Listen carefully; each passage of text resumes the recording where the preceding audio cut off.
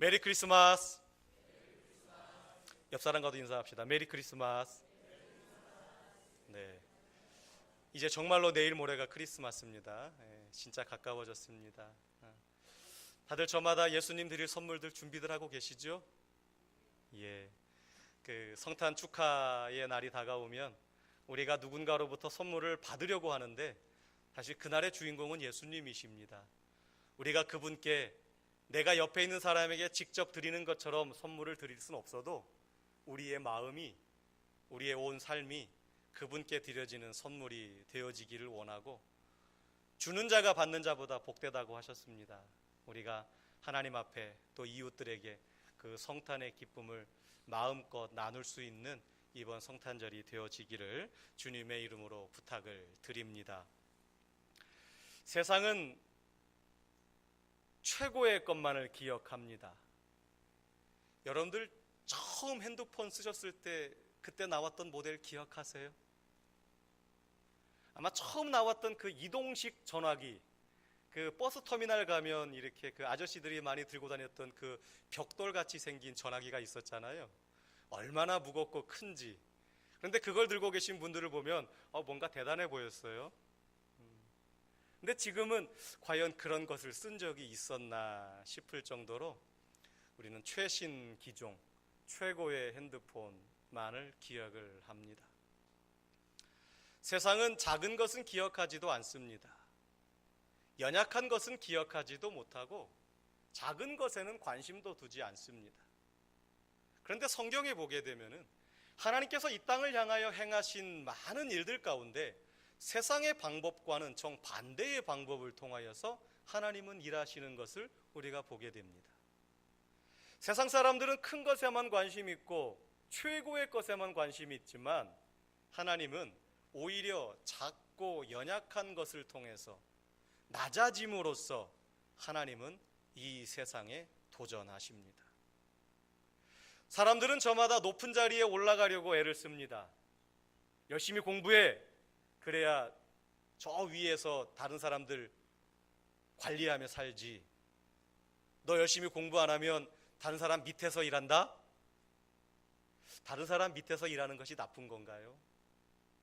그런데 우리들의 생각 속에는 누군가를 지배하고 다스려야 좋은 것이지 내가 누군가로부터 지배를 받는다라고 하는 것, 표현이 좀 그렇습니다만은 누구 밑에서 내가 명령을 받고 그렇게 살아가는 것이 잘못된 삶이다라고 하는 인식이 우리들에게는 참 많이 있습니다. 그런데 하나님께서 우리를 구원하시기 위하여 우리들에게 하신 방법은 하나님께서 하나님의 자리를 버리시고 이 땅에 인간의 몸으로 오셨다라는 것입니다. 정말 낮은 자리에 임하신 우리 주님.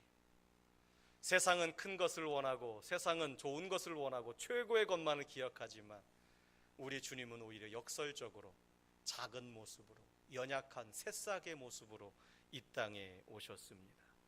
세상 사람들은 떠들썩하게 자신의 존재를 드러내면서 요란하게 자신을 드러내지만 예수님께서 이 땅에 오신 그날, 2000년 전의 그날은 온 세상이 잠들어 있는 조용한 그날, 아무도 모르게 조용하게 예수님은 이 땅에 오셨습니다.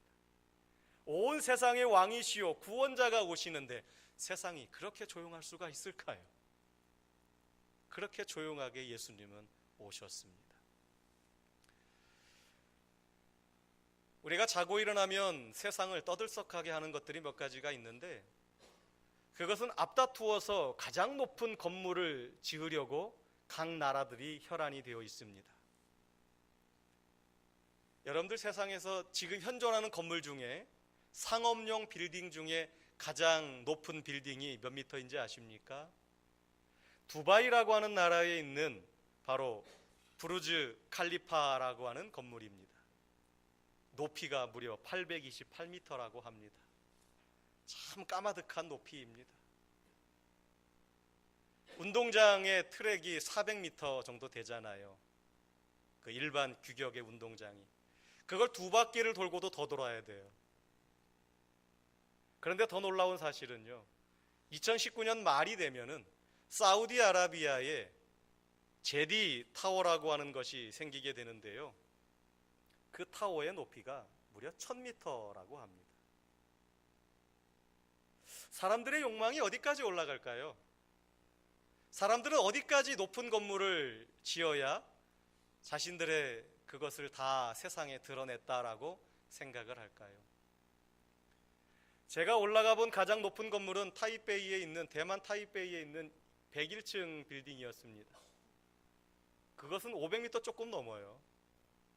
뭐 800m 얘기하고 1000m 얘기하니까 500m 빌딩은 무슨 저기 옆집에 단층 이야기하는 것처럼 좀 이렇게 시시하게 느껴집니다. 우리나라에도 제2롯데월드라고 하는 그런 높은 빌딩이 있는데 우리나라에서는 최고의 높이지만 세상과 비교해 보면 그 순위가 저 밑으로 내려갑니다. 아직 공개되지는 않았지만 중국이라고 하는 나라가 우한이라고 하는 지역에 거의 2km에 가까운 건물을 지금 지을 계획을 지금 또한 하고 있더라고요. 어떻게 될지 모르겠습니다. 왜냐하면 세상은 최고의 것만, 가장 높은 건물들만을 기억하기 때문입니다. 또한 중국이 만든 다리 중에 세계 최장의 다리가 있는데 바로 강주하오라고 하는 대교입니다. 개통한 지 몇 개월 안 됐어요. 중국 광동성에 있는 도시에서 홍콩과 마카오를 연결하는 교량입니다. 무려 그 길이가 55km라고 합니다. 제천에서 충주까지 거리가 한 40km 되나요? 그 길이를 그냥 바다 위로 계속 가는 겁니다. 중간에 가다가 해저로 바다 밑으로 들어갑니다. 그러면서 가는 거리가 55km라고 합니다. 우리나라의 인천공항 가려면 건너가는 인천대교, 아니면 서해안 고속도로가 통과하는 서해대교, 한때는 아시아 최대다, 세계에서 몇 번째다, 그렇게 이름을 내면서 모든 사람들이 기억했지만 지금은 이제 그 정도는 기억도 되지 않는 그런 세상입니다. 현존하는 세계 최고의 부자가 누구인지 아십니까?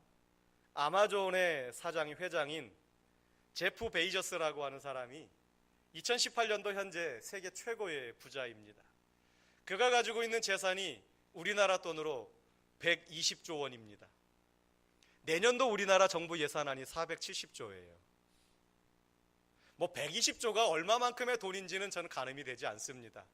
그런데 우리나라 정부 예산과 비교해 보니까 우리나라 정부 예산의 4분의 1을 저 한 사람이 가지고 있는 거예요. 해마다 세계 최고의 부자가 발표가 됩니다. 별로 기억하고 싶지 않지만 세상 사람들은 세계 최고의 부자가 누구인지를 밝히고 또한 그 사람들처럼 되고자 꿈꾸고 그렇게 달려갑니다. 로또의 6등이 누가 당첨됐는지 아무도 기억하지 않습니다. 그렇지만 여러분들이 살고 계시는 집 주변에 복권을 판매하는 곳이 있다면 그 집 앞에 붙어있는 현수막 2등을 몇 번 배출했고 1등을 몇 번 배출했고 그런 것들이 계속해서 쓰여져 있어요. 세상에는 6등에 당첨된 사람도 있고 5등에 당첨된 사람도 있고 당첨되지 못한 사람들도 있을 텐데 세상이 기억하는 것은 최고 1등, 최고 부자들만 기억합니다. 심지어 교회들도 그렇지요. 우리 교회가 얼마나 큰지, 그 교회는 성도들이 몇 명이나 되는지, 그 교회는 내년도 예산이 얼마나 되는지. 저에게도 많은 분들이 제가 대만 선교사를 마치고 한국으로 들어와서 제천 소망교회로 부임하였을 때 저를 모르는 많은 분들이 저를 처음 만나면 한결같이 묻는 첫 번째 질문이 소망교회는 성도들이 몇 명이나 돼? 라고 묻는 거예요. 중요하죠.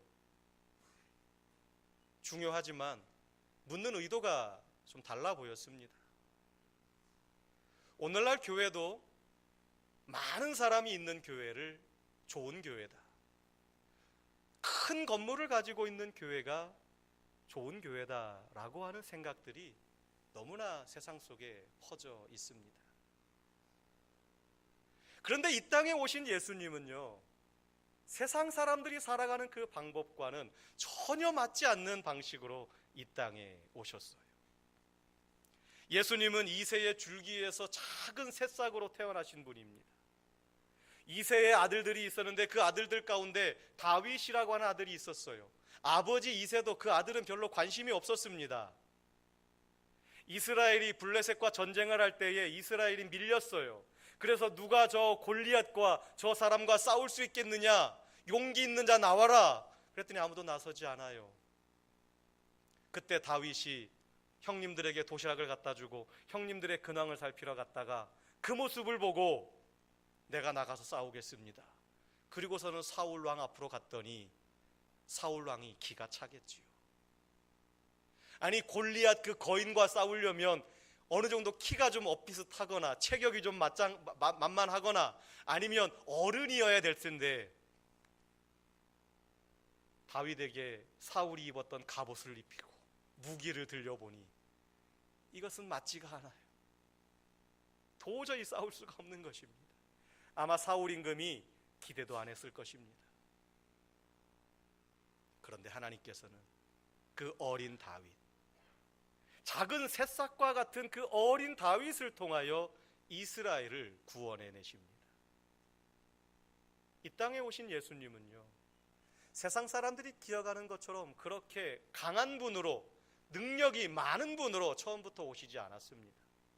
오늘 이사야 11장 1절부터 5절까지의 말씀을 보게 되면 지혜의 영, 총명의 영, 재능의, 권능의 영, 모든 사람들을 평화롭게 하시고 자비롭게 하시는 그 하나님이신데, 그 예수님이신데 이 땅에 오신 모습은 정말 작은 모습으로 이 땅에 오셨습니다. 왕궁이 아닌 작은 마구간에서 태어났습니다. 어떤 공주의, 왕비의 아들로 태어나신 것도 아닙니다.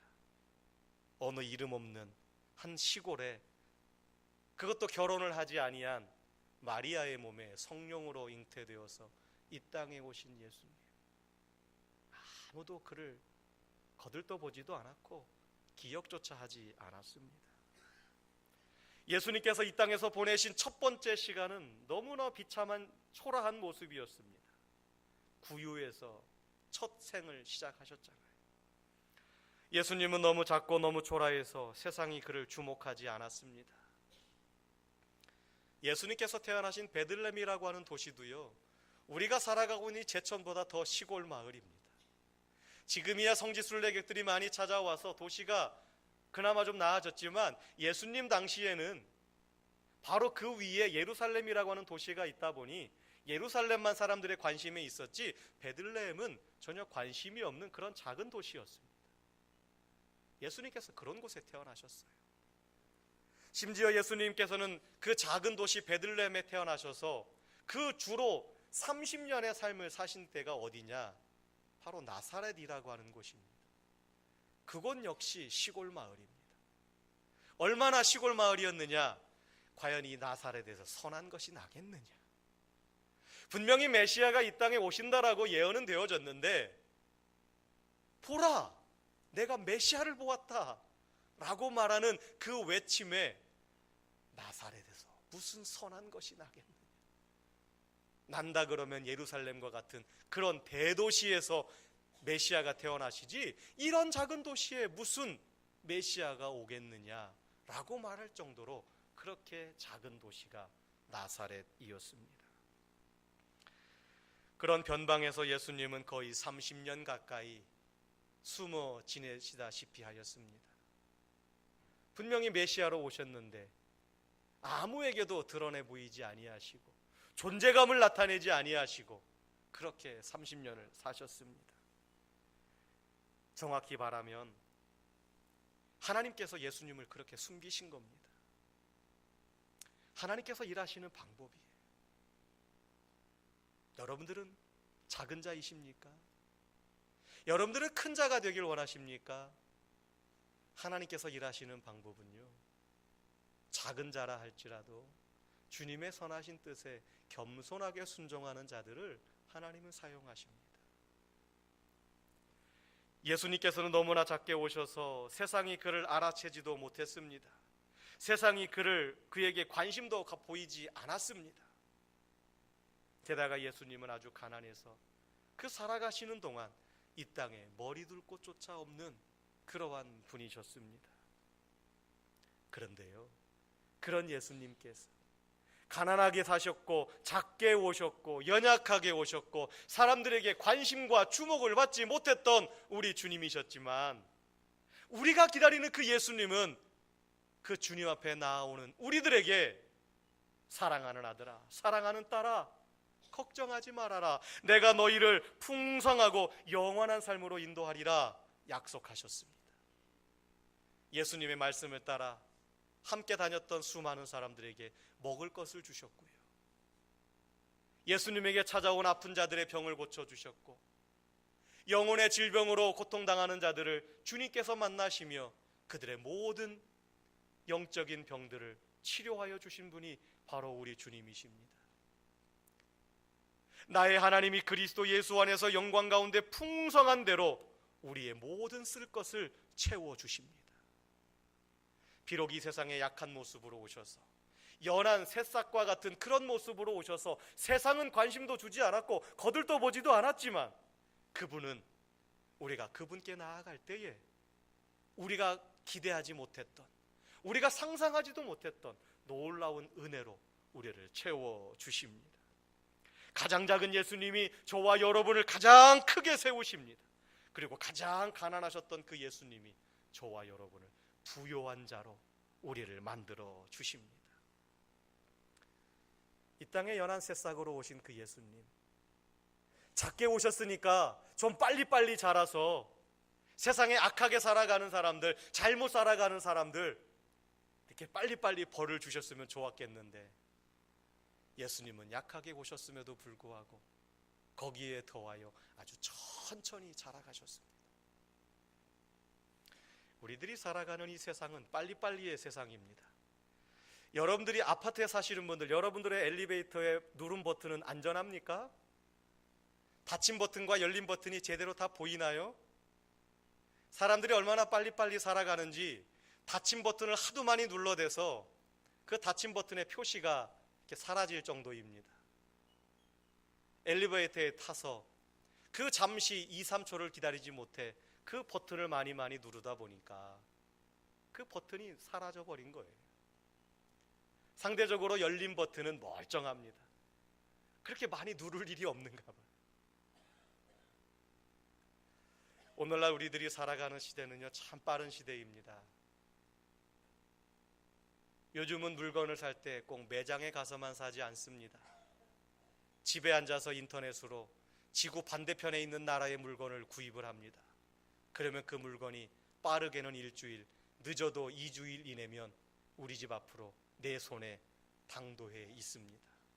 참 빠른 시대예요.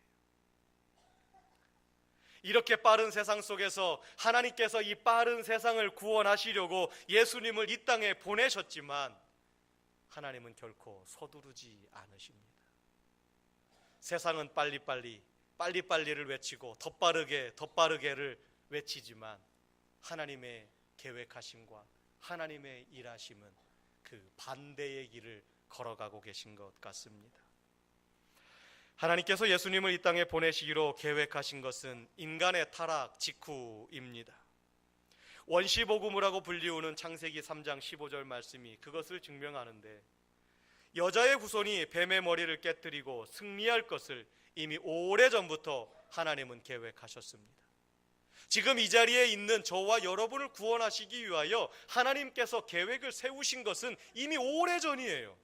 우리가 생각할 수도 없는 그 수많은 그 오래전의 시간 속에 하나님은 이 땅을 향한 구원의 계획을 가지고 계셨고, 그 오랜 시간이 지나고 나서 이제서 우리들을 통하여 그 구원의 일들을 이루어 주셨습니다. 하나님께서 아브라함에게 이삭을 주시기까지, 그리고 이스라엘 백성을 애굽 땅에서 구원해 내시기까지 얼마나 많은 기다림이 있었는지 모릅니다. 세상 사람들은 빨리빨리를 외치고 잠시도 기다리지 못하지만, 하나님의 일하심은 천천히, 그러나 정확한 방향을 향하여 하나님의 일하심은 오늘도 향하고 있습니다. 예수님께서 성령으로 잉태되어서 이 땅에 오시기까지 그리고 마리아의 몸을 통하여 이 땅에 태어나시기까지 세상의 방법과는 전혀 다른 방법이었지만, 그러나 하나님께서 일하심은 한치의 오차도 없이 정확하게 올바른 방향으로 하나님은 오늘도 일하고 계십니다. 하나님의 구원 계획은요, 하루아침에 자라는 버섯과 같지 않습니다. 물론 빨리빨리 자라나는 것들도 있습니다. 그러나 빨리빨리 자라나는 것일수록 너무 쉽게 뽑힙니다. 그러나 하나님의 일하심은 아름드리 나무가 만들어져 가는 것처럼, 비록 처음은 작은 새싹이요 그 자라남은 더딜지라도 그것이 서서히 천천히 자라가면서 뿌리는 점점 더 깊게, 줄기는 점점 더 두껍게, 그래서 어떤 것에서 흔들리지 아니하는 그러한 든든한 나무로 하나님은 만들어 가십니다. 든든하게 자리를 잡고 흔들리지 않게 하시는 하나님께서 오늘도 우리의 구원하심을 이루어 가십니다. 예수님도 이 땅에서 3년을 사역하셨습니다. 자기의 개인적인 삶을 접으시고 세상을 위해 살아가신 삶은 3년의 삶이었습니다. 그런데 그 3년의 삶을 준비하신 기간은 무려 30년이나 되었습니다. 세상은 30년을 살기 위하여 3년을 준비할 것입니다. 아마 여러분들도 어떤 사업을 계획하고 어떤 일들을 준비하시면서 준비하는 과정을 최대한 단축시켜서 어서 빨리 내가 계획하고 있는 이 일들을 세상에 드러내고자 하는 그런 마음이 있었을 때가 있을 것입니다. 그런데 살아보시니 어떻던가요? 준비 기간이 짧으면 짧을수록 실패할 확률이 더 많습니다. 그러나 준비의 기간이 길면 길수록 짧은 시간을 산다 할지라도 영향력 있고 효과적인 삶을, 강인하고 불꽃 같은 인생을 살아가게 되지 않습니까? 예수님께서 이 땅에서 33년을 사셨는데 3년을 살기 위해서 30년을 준비하셨어요. 기다리셨어요. 여러분들은 얼마나 기다리고 계십니까? 우리의 기다림, 우리의 마음은 조급할지라도 주님은 우리의 기다림 속에서도 하나님은 계속해서 일하고 계십니다.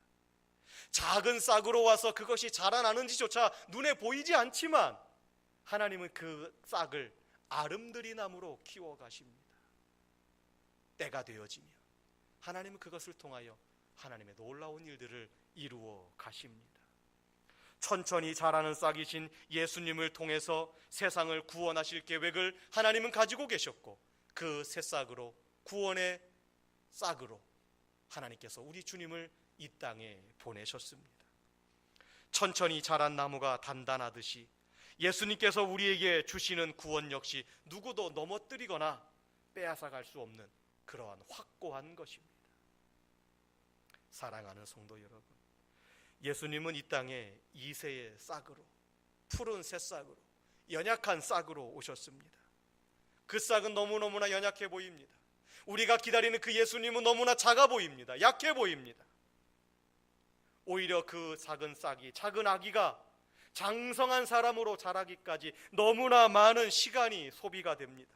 하지만 예수님은 세상의 방법이 아닌 하나님의 방법대로 이 땅에 오셨고 하나님의 방법대로 우리를 구원하십니다.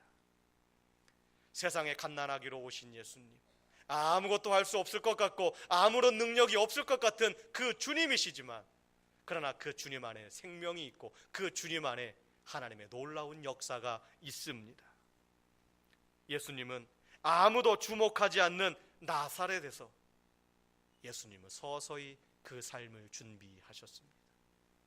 사랑하는 소망교회 성도 여러분, 세상이 우리를 주목하지 않는다 할지라도 걱정하지 마세요.